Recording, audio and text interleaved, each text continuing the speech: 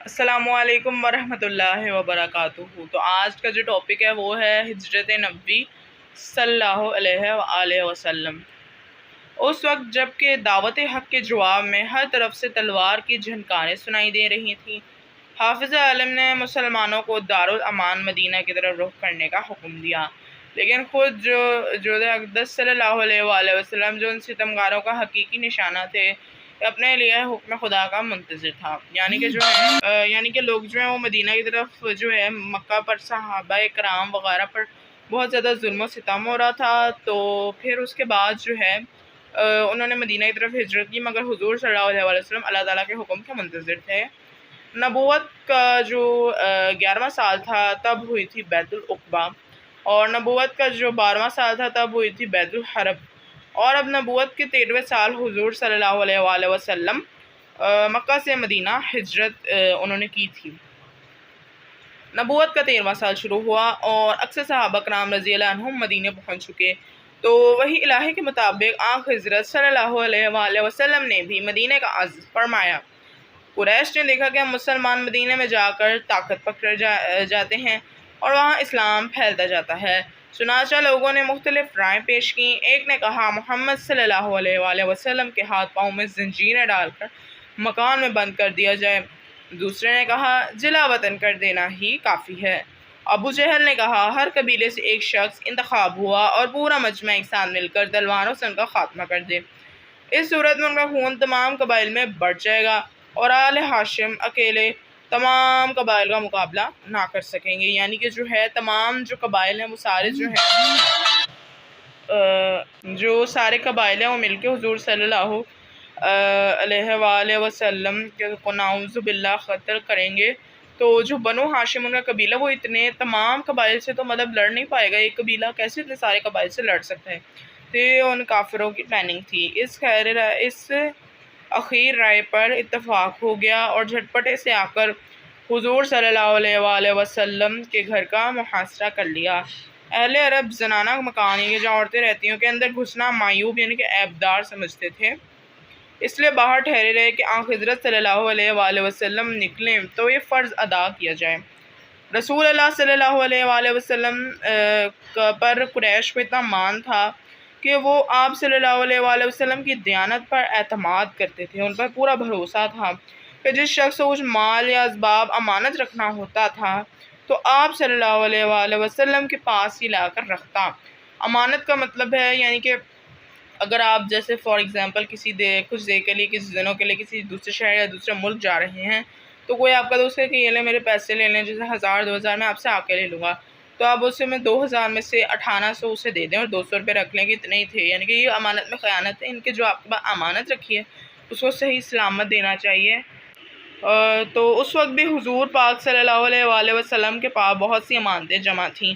آپ صلی اللہ علیہ وآلہ وسلم کو قریش کے ارادے کی پہلے سے خبر ہو چکی تھی، اس بنا پر حضرت علی رضی اللہ عنہ کو بلا کر فرمایا مجھ کو ہجرت کا حکم ہو چکا ہے اور میں آج مدینے روانہ ہو جاؤں گا، تو میرے پلنگ پر میری چادر اوڑھ کر سو رہو، صبح کو سب کی امانتیں جا کر واپس دے آنا۔ یہ سخت خطرے کا موقع تھا۔ حضرت علی رضی اللہ عنہ کو معلوم ہو چکا تھا کہ قریش آپ صلی اللہ علیہ وآلہ وسلم کے قتل کا ارادہ کر چکے ہیں، اور آج رسول صلی اللہ علیہ وآلہ وسلم کا بستر خواب قتل گاہ کی زمین ہے، لیکن فاتح خیبر کے لیے قتل گاہ بھی فرش غل تھا۔ یعنی کہ جو ہے حضور صلی اللہ علیہ وآلہ وسلم کے جو مطلب حضرت علی تھے وہ حضور صلی اللہ علیہ وسلم پر جان بھی قربان کر سکتے تھے، انہیں حضور صلی اللہ علیہ وآلہ وسلم سے بے انتہا قسم کی محبت تھی کہ انہیں پتہ تھا کہ وہ قتل بھی ہو سکتے ہیں، مگر پھر بھی جو ہے ان کے لیے پھولوں کی سیج تھی۔ فاتح خیبر ہی غزوہ خیبر میں حضرت علی نے بہت جوہر دکھائے جن کے بارے میں تفصیل جو ہے وہ آگے کی مزید ویڈیوز میں اپلوڈ کروں گا۔ تو چلیے آگے ہم دیکھتے ہیں۔ کفار نے جب آپ صلی اللہ علیہ وآلہ وسلم کے گھر کا محاصرہ کیا اور رات زیادہ گزر گئی تو قدرت نے ان کو بے خبر کر دیا، یعنی کہ وہ جو ہے وہ نیند میں آ گئے یعنی کہ جو ہے حضور صلی اللہ تعالیٰ نے ان پر نیند طاری کر دی تاکہ حضور صلی اللہ علیہ وسلم آرام سے نکل جائیں۔ آج حضرت صلی اللہ علیہ وآلہ وسلم ان کو سویا چھوڑ کر باہر آئے، کعبے کو دیکھا اور فرمایا مکہ تو مجھ کو تمام دنیا سے زیادہ عزیز ہے، لیکن تیرے فرزند مجھ کو رہنے نہیں دیتے. یعنی کہ جو ہے وہ انہیں رہنے نہیں دے رہے، مطلب کہ وہ تو رہنا چاہتے ہیں کیونکہ وہاں پر خانہ کعبہ ہے، مگر جو وہ صحابہ پر حضور پر اتنا ظلم ڈھا رہے ہیں کہ وہ انہیں رہنے نہیں دے رہے. تو پھر حضور صلی اللہ علیہ وآلہ وسلم نے ساتھی حضرت ابوبکر صدیق رضی اللہ عنہ کو ساتھ لیا اور دونوں صاحب پہلے جبل سور کے غار میں جا کر پوشیدہ ہوئے. غار سور میں چلے گئے. حضرت ابوبکر رضی اللہ عنہ کے بیٹے عبداللہ نوخیز جوان تھے. شب کو غار میں ساتھ ہوتے، صبح منہ اندھیرے شہر چلے جاتے اور پتہ لگاتے کہ قریش جو ہیں وہ کیا مشورے کر رہے ہیں. جو کچھ خبر ملتی شام کو آ کر حضرت صلی اللہ علیہ وآلہ وسلم سے عرض کرتے.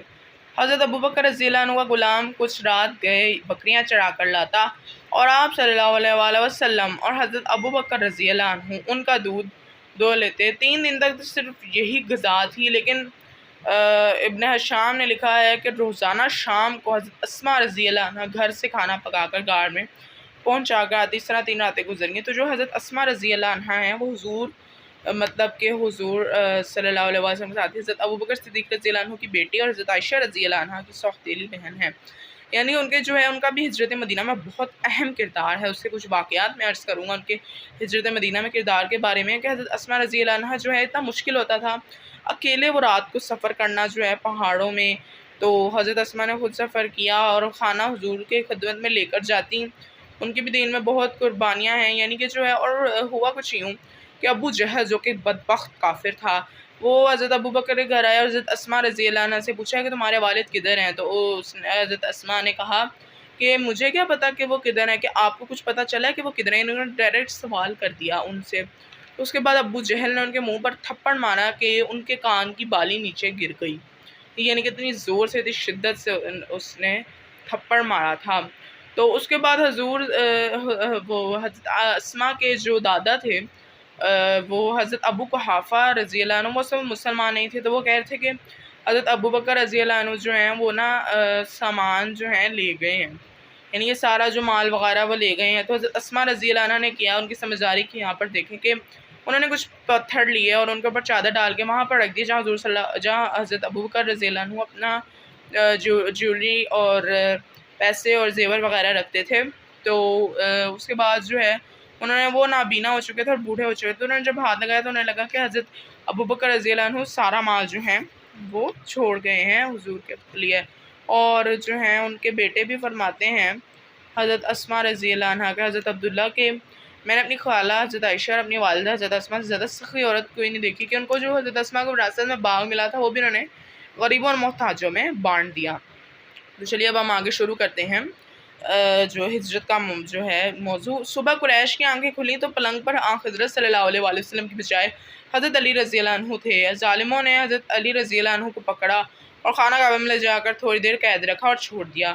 پھر حضرت محمد صلی اللہ علیہ وآلہ وسلم کی تلاش میں نکلے. ڈھونڈتے ڈھونڈتے غار کے دہانے تک آ گئے تو آہٹ پا کر حضرت ابوبکر رضی اللہ عنہ غمزدہ ہوئے اور حضرت سے عرض کیا کہ اب دشمن اس قدر قریب آ گئے ہیں کہ اگر اپنے قدم پر ان کی نظر پڑ جائے تو ہم کو دیکھ لیں گے. آپ صلی اللہ علیہ وآلہ وسلم نے فرمایا گھبراؤ نہیں، بے شک اللہ ہمارے ساتھ ہے. تو احمد جو ہے غار سور میں جو اس کے بعد مکڑی نے وہاں پر نا جالا بن دیا اور وہ کبوتری نے وہاں پر گھونسلہ بنا دیا اور اس میں انڈے دے دی تاکہ پتہ چلے کہ غار سور جو بہت مطلب پرانی ہے، یہاں پہ مطلب کوئی نہیں آیا ہوگا کافی دیر سے. تو اس طرح حضرت محمد صلی اللہ علیہ وسلم کی اللہ تعالیٰ نے حفاظت کی.